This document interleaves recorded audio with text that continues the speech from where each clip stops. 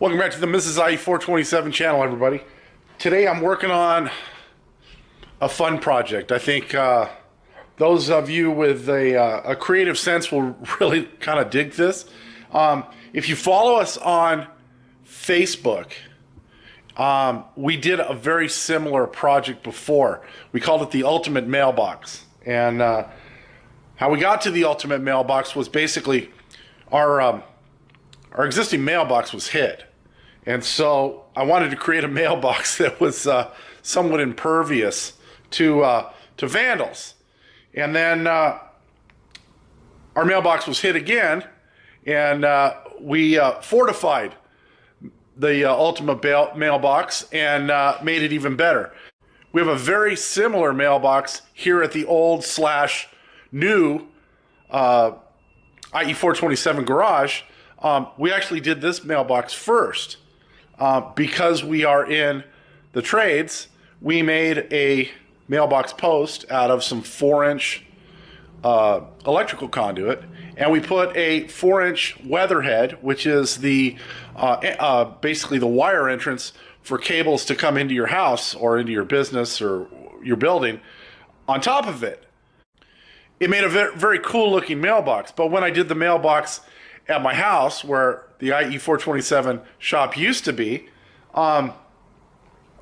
we kind of made it a improvement on the first. It had a light fixture on it that was solar powered, and we never did that on the initial mailbox here. So we've been going through the process of fortifying this mailbox. We put a brand new secure all steel welded mailbox on the post.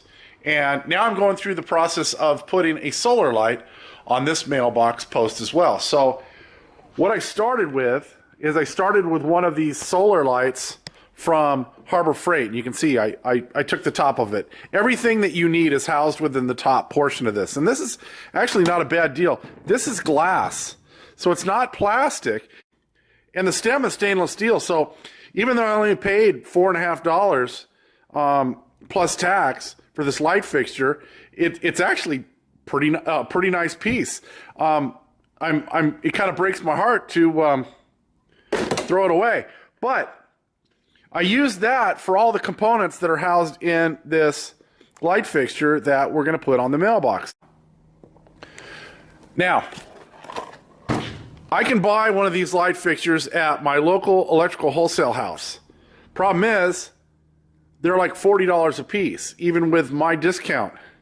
So what I did was I went onto eBay. I found a person or a company that probably bought these from a parts house or a home center that was going out of business and was selling these things off one at a time. I think I paid $10. I got free shipping, and of course, because we live here in the Republic of California, of course I had to pay tax on it. So I think when all is said and done, I paid under $15 for this light fixture. And what I did is I stripped out all of the internal components. So it comes with a porcelain socket inside that a standard A19 or A21 light bulb will go into. And if you don't know what an A19 or an A21 light bulb is, that's just a standard incandescent light bulb that most of us that are my age anyways remember from when we were kids all the way until recently, when a lot of the states and the federal government started to outlaw incandescent light bulbs. So these lights are still available. You can get these in an LED from the parts houses and online as well. But I wanted something that I wasn't going to be upset about just completely gutting the internals out of. And so I knew that I could reuse the porcelain lamp holder in another project later if I needed it. So I didn't feel bad at all about stripping this thing all apart. So what I've done is I've taken the internal portions of that light fixture that we showed you from Harbor Freight, and I've mounted them inside of this vapor tight light. Then I've put what we call a close nipple, so it's just threaded on both ends. And this is 3/4 of an inch MPT threads for the electrical rigid conduit. And then I've got a 3/4 inch cast LB. So this is aluminum, cast aluminum with a steel cover and gasket on it, and it's used because I wanted this to look old.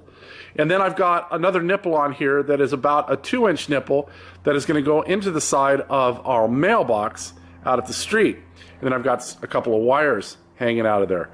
Let me grab the other camera, I'll set it up, and I'll take this thing apart and show you how we fit everything inside this light. All right, so I'm going to go ahead, I'm going to unscrew this. There are a couple of set screws that hold this tight once you put it all together, but I've got those loose for right now. So the cage comes off, we'll put that over there. The actual glass unscrews, and we'll put that over there as well. There's a gasket in here to make everything weather tight. And then if you look on the inside here, what I've done is I took the lid for the solar light and I basically cut it out round. And then I used the factory holes for the vapor tight light itself because the top portion screws together with another gasket. And I've got a screw here and I've got a screw over here, and that holds everything in. If you also notice, there's a compartment for a battery in here. So we have the battery right here. And if I take that battery and I put it in, you'll see the light will come on because I do not have the solar cell, which also acts as the photo cell to turn the light on and off. So this will turn on just like that. Now, when the photo cell and the solar cell, again, which are all one piece, are connected and it's light out and the thing is charging, the light turns off. So there's no need to put a separate photo cell or anything like that on it. It just works. And what I did notice is this light is brighter than the one we had at the old shop. And that's probably just a difference of time. Basically, I took some yard lights that my folks were throwing away. They were solar yard lights that they were getting rid of. I took a pack of 6 of them, I think. All the batteries in them were dead. And so I just harvested parts from those to make the last one at the old shop, and I just replaced it with a new rechargeable NiCad battery, and I made the one at the other shop. Now this one is more of a white light versus the blue kind of light that was on the old one, and this one is quite a bit brighter. So I think this is going to work out really well for the mailbox here. I'll go ahead, I'll take the battery back out because we don't need it for right now. And then right here you can see where these are 2 pieces. So there is a lower portion right here, then the gasket, which is right here, and then the top portion, and that screws together. And by screwing the inside here portion in, it kind of sandwiches everything together. And so it's still weather tight. We'll be able to leave this thing out in the elements, and it should work perfectly. Now, there's not a whole lot of sun here because we got a huge tree out in the front yard, but I think this thing's only going to need 4 or 5 hours of charging.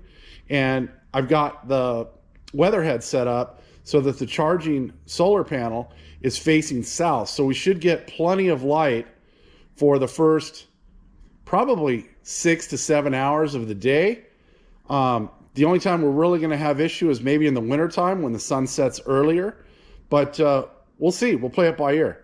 Let me go grab the weatherhead, and I'll show you exactly what that looks like. I've just got a little bit more work to do on that. I've got it pretty well sealed up, but I want to run a second bead of silicone around the outside edge of it just to make it doubly sure it's not going to leak. This is the top of the weatherhead, and I'm sure all of you have seen this. If you've got a service that's overhead feeding your house, you know exactly what this is. This is rather large because it's made for a 4-inch conduit, but you can see here where I've got the solar cell, and like I said, there's a photo cell that's in the center of this, so when it gets dark, it no longer charges the battery, but it will sense that it's dark and it'll turn the light on. So what I did is I extended the wires that were coming out of the solar panel itself.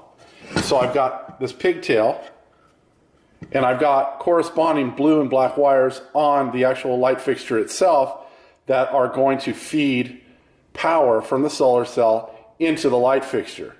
One thing I did have to do, this thing has been on the post outside for so long, the screws that were in here had seized. I had to get them out with a pair of vice grips. I had to attach the vice grips to the outside portion of the screws because they were just Phillips head screws, and I had to tighten them down as tight as I could get them and slowly work them back and forth to get the weather head off of the actual post itself. And it took far longer than I had originally intended. So let's walk out to the post. I'm going to go ahead, I'm going to pre-drill it with a 7/8 hole saw, and then I'm going to go ahead and I'm going to punch that out for a 3/4 inch conduit hole in the top of the post so we can get the light fixture portion of this installed on the post. All right, so we got our 7/8 hole right here. We're going to go ahead and we're going to put the punch in through here.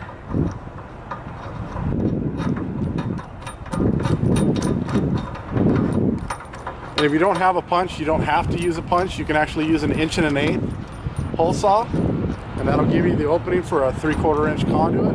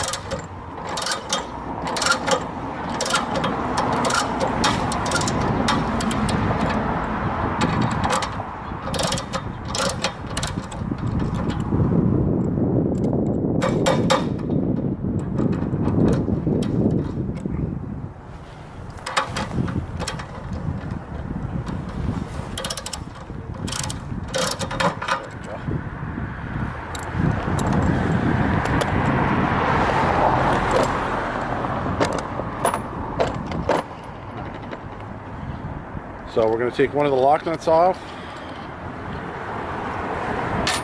feed the wires through, and of course on the day that we're filming, everybody and their brother has to be going up and down the street. I'm going to ask Mrs. IE427 to hold that in place. I'm going to thread the lock nut onto there, hopefully not drop it down the pole. You can get the thread started.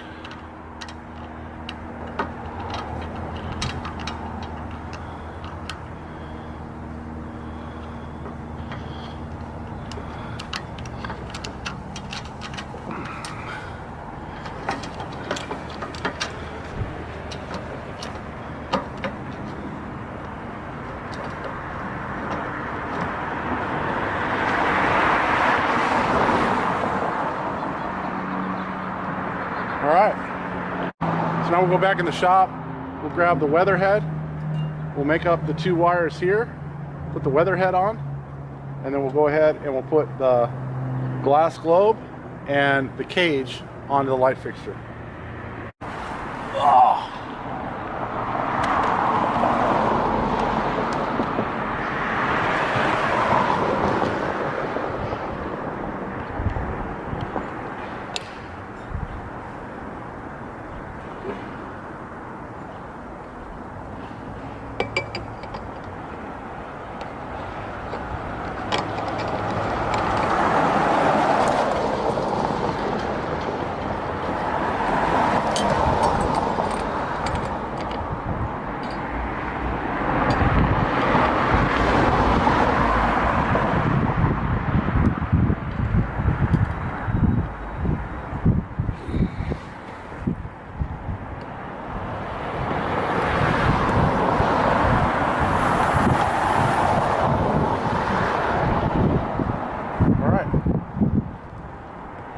So you can see the light is already on inside. We'll go back in the shop, we'll grab the weather head, we'll make it up to these 2 wires, and then that'll be it. Tonight, when it gets dark, they'll turn on. Alright, so the first thing that goes in is the wire outlet. You can see we've got no knockouts here. We're not going to have any wires coming out of there because it's not a true weather head. We're not using it to bring power in. Then what we're going to do is we're going to go ahead and we're going to we're going to go ahead and connect our wires. Now you don't have to bottom these out, you just have to get them snug.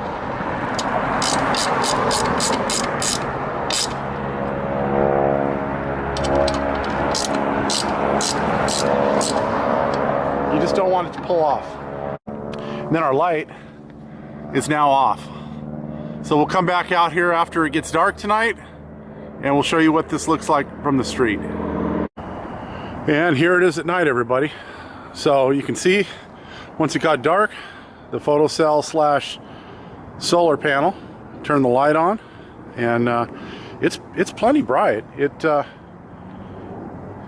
It's more decoration than it is like a useful light out here, because we have lights for the driveway and the front of the building. So we just wanted it to look kind of like the one we had at the other place. So there you go. Okay, so that is it for our Ultimate Mailbox 2.0. I'm really happy with the way that came out. It's been a fun project.